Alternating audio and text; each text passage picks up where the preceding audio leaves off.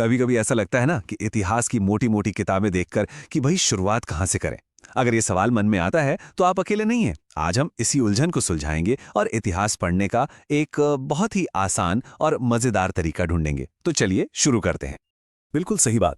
इतिहास ना सच में एक बहुत बड़े समंदर जैसा है।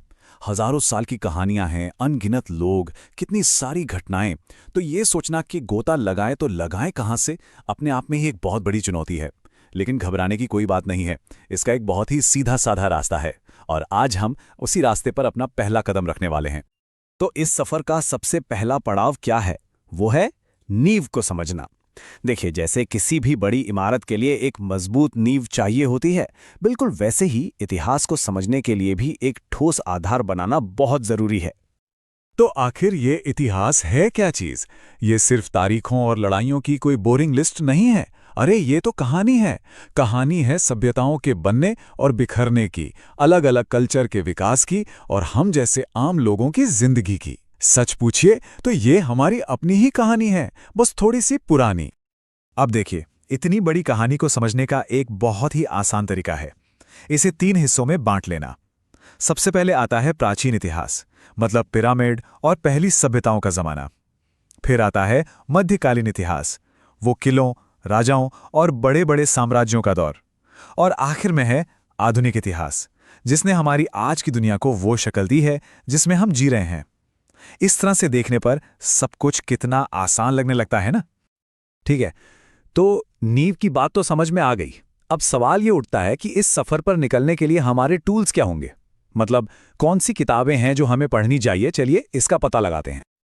और हां, यहां एक बहुत ही जरूरी बात याद रखने वाली है। सीधे किसी भारी भरकम मुश्किल किताब को उठाने की कोई जरूरत नहीं है। सबसे अच्छा तरीका है कि शुरुआत हमेशा आसान भाषा से करें। जब एक बार समझ मजबूत हो जाएगी ना, तो फिर कोई भी मुश्किल किताब आसानी से समझ में आने लगेगी। तो फिर ये आसान भाषा मिलेगी कहाँ? इसका जवाब शायद हम सबके स्कूल के बस्ते में ही कहीं छिपा हुआ है। जी हां, बात हो रही है एनसीईआरटी की किताबों की।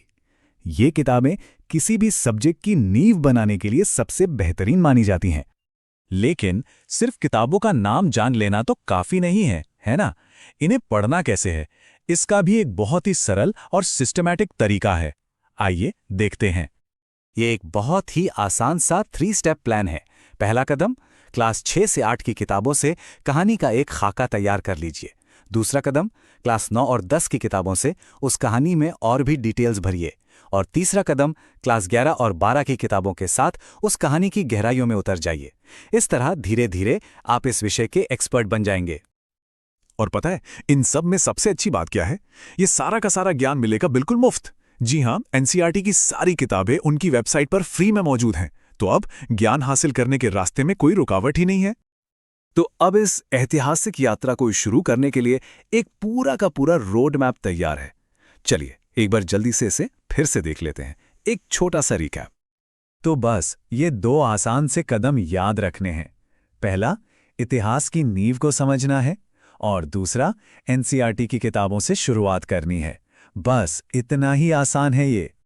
हर किताब, पता है, अतीत में झांकने का एक नया दरवाजा है। अब बस ये तय करना है कि सबसे पहले कौन सा दरवाजा खोलना है, प्राचीन भारत का, मध्यकालीन दुनिया का या फिर आधुनिक इतिहास का। यह ऐतिहासिक सफर आज से शुरू होता है।